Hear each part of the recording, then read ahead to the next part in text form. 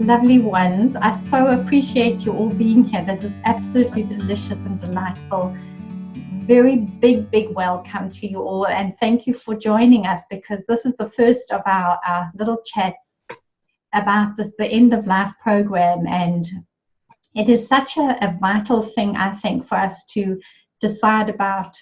If we are aware that our life has a journey and that this journey is going to end, somehow it helps us to do the journey in a more gracious, loving, clear way, and we can really become we can become more clear, and we can become more precise about the way we want to live this life. We can live more purposefully. So we're hoping that feeling is that, not like, oh, now it's the end of my life, or I have to plan for my end of life and it's morose and we're sorry about that. We're not sorry. We're living and we're happy. And for every moment and every breath and every beat of this heart, it is a great blessing to be here in this body and in this form. So I welcome you all. I'm going to quickly let you see everybody's face and just say hello, and then I'm going to brag about everybody because I'm fabulous at that. So I would like to first ask Elaine to say hello to us, and then I'm going to tell you all about beautiful Elaine. Hi to those of you who I know and love, and to those of you who I don't. And from my side, welcome to today's presentation, which Joy has very graciously conceived of, put together, arranged, and here we go. So I know I will be back with you a little bit later to say a few more words, but just hello, welcome, and thank you for being here. I hope you find it useful. Lovely. Thanks, my darling Elaine. And then I'm going to welcome Marion, because she's on our panel. So Marion, say some words to us, my precious friend. Hello all, and thank you very much for this lovely opportunity. I look forward to information, and I know quite a lot of you. I don't know all of you, and I'm sure it's going to be great fun. Yeah. Thank you. So what we're going to be talking about today, it was really inspired by conversations that Elaine and Marion and our friend Pam, a few people who are really interested in the subject. We've been talking about this for about 3 years, maybe, I'm thinking, maybe longer for some of us. And Marion has been very much an inspiration in getting this process going for herself, and that's why we thought we could start there as Marion chats to us in a moment about her journey and what's meant for her to be ready and prepared. So what we really want to look at today, just opening the conversation, is the reasons why we would like to prepare for our end of life and why it is so important. And we would also like to look at what is the relevance of this to ourselves. What we also want to look at is why this is relevant to our family. Why is it important that we are prepared and we are organized and we are mindful about our own desires, wishes, hopes, and dreams as we come to the end of this life journey.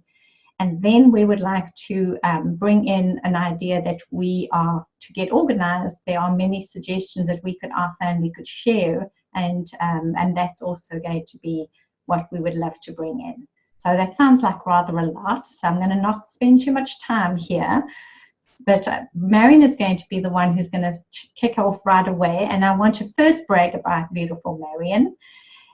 Marion is a life skills coach. She's a hospice counselor, a lifeline counselor. She is amazing in all the languages. You can see she speaks English, Afrikaans, German, and French. She's amazing. And she is also part of all these this Women's International Women's Club, and she also has organized all kinds of amazing things, events with women to uplift communities, really inspired to always uplift humanity. And she has facilitated social skills workshops of unemployment and people in Khayelitsha, which is a community near in Cape Town. So amazing work that Marion has brought in, and actually she's got pages of work. This is just a tiny little bit of it. And Marion would like to tell us why this being in the process of being clear about her end of her life journey, why it is important. So I'm going to snap back so we can see Marion as she talks to us. And I'm going to just say over to you, lovely Marion. Thank you, Joy D. That's an amazing introduction. Yes.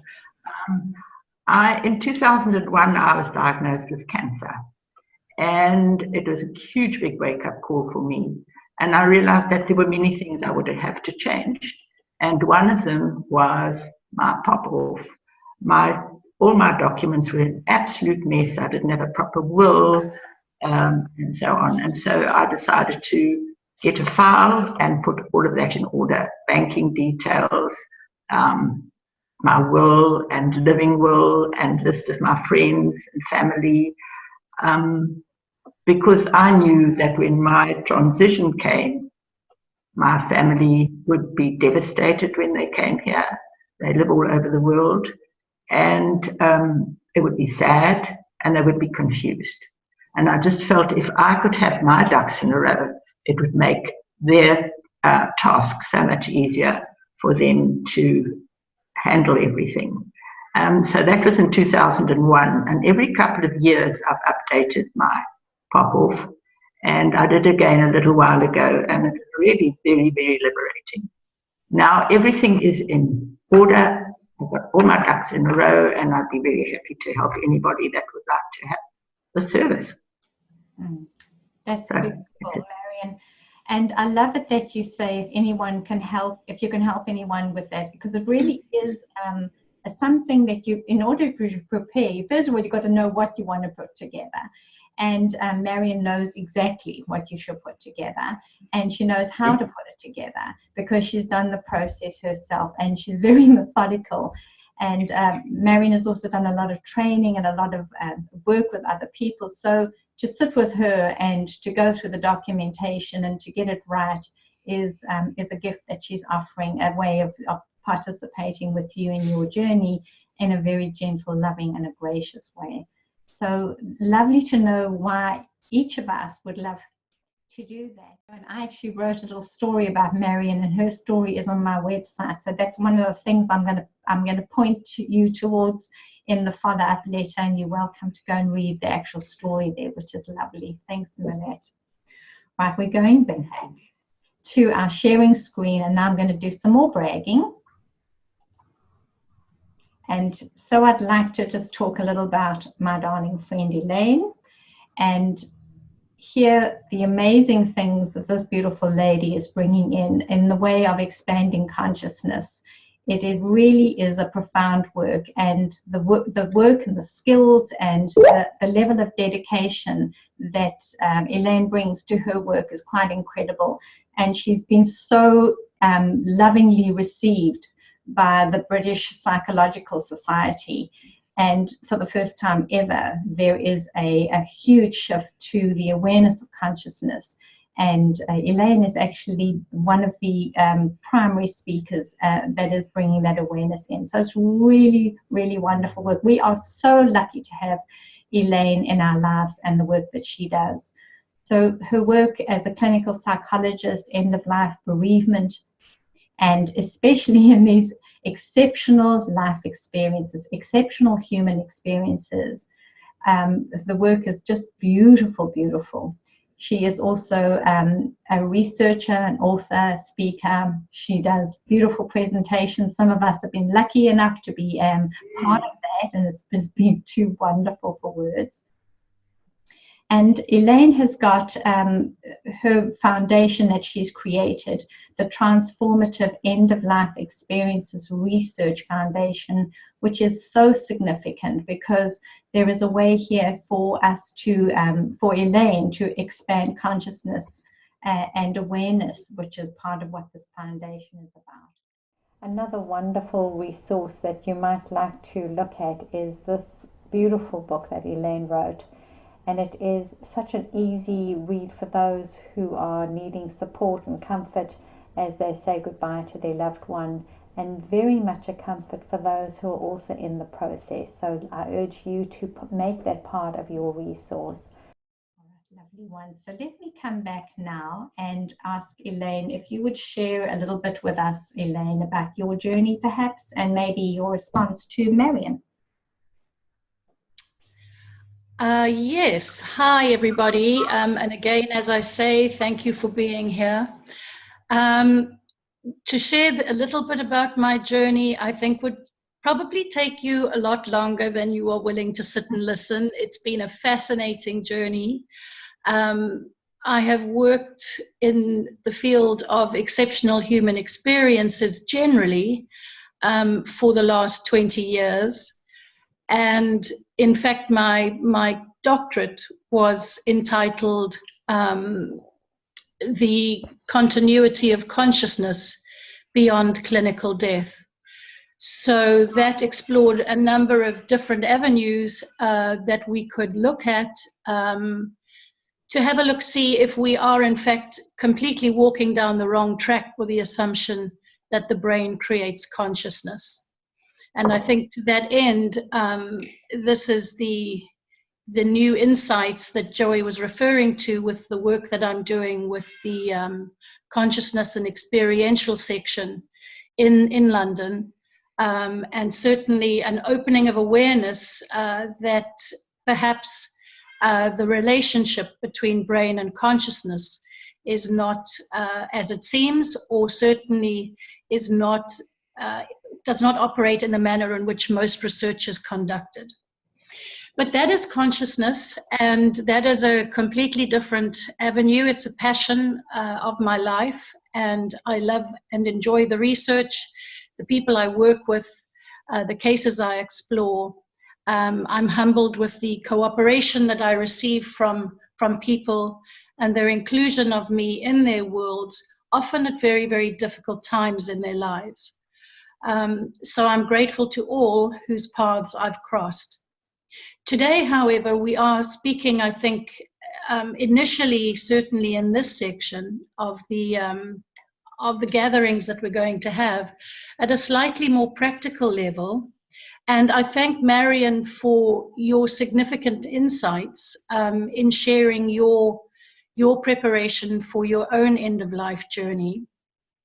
And really, I think in a nutshell, Marion's insights are showing us the importance of exploring and recognizing your own wishes, preferences, and values when you're putting into perspective the fact that end of life is very much a part of the life that you are living, and how you would want to see that come to a close. So in a nutshell, I believe that the preparation that Marion is discussing really helps us to manage our life and death decisions. So it's an opportunity to explore or to come to know your options. It's also an opportunity to make your choices that you are comfortable with, that work for you, and then to leave for your family, as Marion rightly said, the guidance, perhaps the instructions that are going to be useful to your family. And also it's an opportunity to make your wishes and preferences quite clear. Now, why is this important? Yes, absolutely, as Marion says, it's important for the family. Unbridled support for that comment. It is, however, equally important for you. And the reason that I say this is that this preparation, and as Marion said in her talk, the documentation that may accompany it, could essentially, at the end of the day, be the very voice that you need to speak on your behalf when you can no longer say what needs to be said. And that's how I see this preparation. Preparation is your voice when you may no longer be able to speak. It is also your voice inside the head of your family members when they need the guidance and the reassurance that they're getting it right at one of the most difficult times of their lives. So for me, it's not just about the family and the guidance that the family requires, but seriously, that is a very important element in this process. It's also about giving yourself the opportunity to make sure that what you want is what you express, and you leave the family in no doubt that they're carrying out your wishes in the best way possible. This is significant, remembering that the end of life can be a very complex process. It can be complex physically, practically, emotionally, and psychologically. It can also be complex spiritually. Interestingly, although Joy and I and Marion are pretty much on the same page spiritually, some people may have no spiritual inclination when they reach the end of life. And for some, that's not the time to discover what spirituality is about, or to convince them that that's the way to think. It's just simply a process of working through, in the best possible way with that person, their own end-of-life journey. So it is complex, it's different for all of us, but it's the preparation in itself that provides fundamental reassurance and clarity, not only for yourself, that you know things will continue as you would have wished, but as Marion suggested, it's a process of saving the family from the pain and anguish of not knowing what to do, or the concern of thinking that they may not have done it the way you would have wanted. So, for example, as I was getting ready to sit today, 3 families came to mind. The one family was a very close family, and the mother, the family were together when the mother passed. There were 5 children involved, but there was no preparation, none at all. They spent qualitative time together. There were certainly no regrets in that way. But the confusion that reigned during the most difficult time of their life led to family arguments and damage that, frankly, was not irreparable, but was unnecessary at that most difficult and emotional time. A second family that I worked with recently, the husband was killed in a car crash. It was a sudden loss. There had been no preparation, and the confusion and the trauma left the family unable to cope with the loss of their husband or father at that time, and other people from the outside of the nuclear family, needed to step in, take over, and do what was necessary. Ultimately, this left the nuclear family unfulfilled in this end-of-life process, and even more bereaved in the sense of loss, because they not only lost the person they loved, they lost the way they felt they wanted to move forward at the end of that person's life. And last but not least, in our day and age, I think we all are aware that there's increasing prevalence of dementia, whether that's Alzheimer's or whichever way you want to phrase it. But it gives us an understanding that the opportunity for preparation is now. Now is the best time. We do not know what tomorrow will bring. We do not know when our life will end. It could be sudden. It might not be. It might involve dementia. It might not. But see it as an opportunity to explore what works for you, to explore the end of your life in a rich and fulfilling way.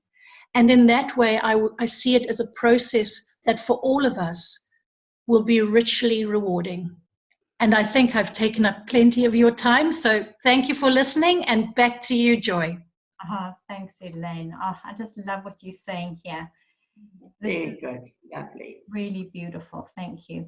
This is just, it's vital for us to know and to be able to be at peace with the process of losing the one we love. And so I thought if I could just tell you a little bit about my mom's transition, and this really goes with what Marion and Elaine have been saying. so when my mum was getting to the point where she could not function anymore, and it was clear that she had made the choice that the end was here, the end of her life is here, and it was perfectly okay. She had been in hospital, she had had some intervention, and she came back home and she said, I'm never going back there again. And that was fabulous because she could still communicate, and she made it very clear, which was brilliant, because it put us all at ease in following her wishes. We knew exactly what she wanted and what she didn't want, and we could stay aligned with her wishes and not drop into any guilt responses or panic responses on our own behalf. And up to the point, even a few days before, about 2 weeks before she passed, the surgeon even phoned our home and threatened us to get mum back into the hospital. I mean, that's the coercion that we had to put up with. And he was brutal. And he told us my mum would die a dreadful death and this and that. And he really just terrified the life out of us. And my dad was on the call, and I was watching the colour just drop out of his face. And he says to my mum, please, Gwynnie, please, we must get you back to hospital. And my mum was sitting in her bed, and very eloquently she said, balls, man, I'm going to lie and die in my own bed. And I just loved her for that. I loved her so much. And we just laughed and laughed and laughed about that. And then that kept ringing in my ears, even when it became very challenging, which it did. We were able to stay in alignment with her wishes, her desires, her truth. And we could do her journey with such ease and such grace because we were clear about her wishes. So that part for me is also a motivation for why it is that I would also urge us to be in our process. So we spoke about Elaine's book, and so for many of you, you know who I am. So I'm going to very quickly just say that the work that I do is in the clinical counselling with energy work, therapeutic energy work, trauma counseling, and I just love the ability for us to be aware of our transformation as a human being beyond our form into our formlessness, and it's a seamless transition. I absolutely know, and I embrace this with all my heart and all my soul. So the work that I do is very much in alignment with the life journey. And the inspiration for what I do now, as an absolute dedication of time and life, came through with an incredible download of information that came in this little book. And I sat in bed and I wrote at 3 a.m. I was woken up, write this, write this, write this. And it's a simple little book too, just to give you some insights about what is life and what is the meaning of our life, and what is the purpose of our being in this life, and how can we be here more purposefully. And before I click on to the end of our webinar, let me just say that it's such an absolute delight for all of us to show up in this world in our most embracing and our most connected and positive way. And with support and with love and with guidance, we can really show up and we can make this life the most magnificent life we truly can bring in, which leaves a legacy, an energy legacy, which is what we want to leave. We can't leave money and cars and stuff, because none of that lasts. But we can leave an energy imprint, a legacy of our energy being, which will last forever. And that truly, for me, is the goal of the entire experience. So I'm going to let Elaine come back, then Marion come back and say a last few things. And then we're going to open up the floor to some questions and answers. For those of you who only managed to stick in here for half an hour, bless you. Thank you for hanging around. You can pop off whenever not pop off, seriously, not that way. You can jump off our webinar when you're ready. But for those who'd like to stay and chat, that'll be wonderful. And I'll unmute the microphones. But first, let's just say one more thing to our darling Elaine. Okay, thanks, Joy. Yes, I'd actually like to just take 1 second to pick up on Joy's comment on legacy. And I think that that's important. And as we look at this process of preparing for the end of life, it is part of the process that will make our end of life journey easier and more peaceful, as Joy said, for both ourselves and for our family. And that in itself is a legacy. That legacy for me, time and time again, when I look at it, is simply us teaching others how to die. And nothing could be more important. Thanks, Joy. Thanks for listening. Thank you, Elaine. So stay there, Elaine, because we're going to tickle your ears in a few minutes. Oh, okay. All right. Marion, my sweetie, what would you like to end off with, my friend? I would just like to end off that I absolutely agree with everything you say, Elaine. It is exactly how I feel. I really feel liberated that I have prepared myself for the end of life journey, and also as a gift to my children. You know, there's nothing more I could do. Beautiful, beautiful, beautiful. I just love that. So thank you, everybody. I'm going to unmute the microphones. I'm also going to just, while I'm doing that, pop the next screen on just so that you can see our contact numbers and contact details, but I will also pop that in the follow-up email. If you wish to get a follow-up email and I don't have you on my mailing list, if you jumped in through other links, please make sure that you send me your details so that I can make sure I can send you the details that we're going to share. And so that will be absolutely wonderful. If you would remember to do that and ask for what you need, we are here to connect with you and share with you. So there are our details. You are welcome to copy those down.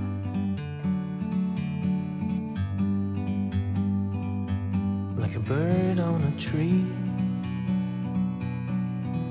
I'm just sitting here. I got time, it's clear to see. From up here, the world seems small. We can sit together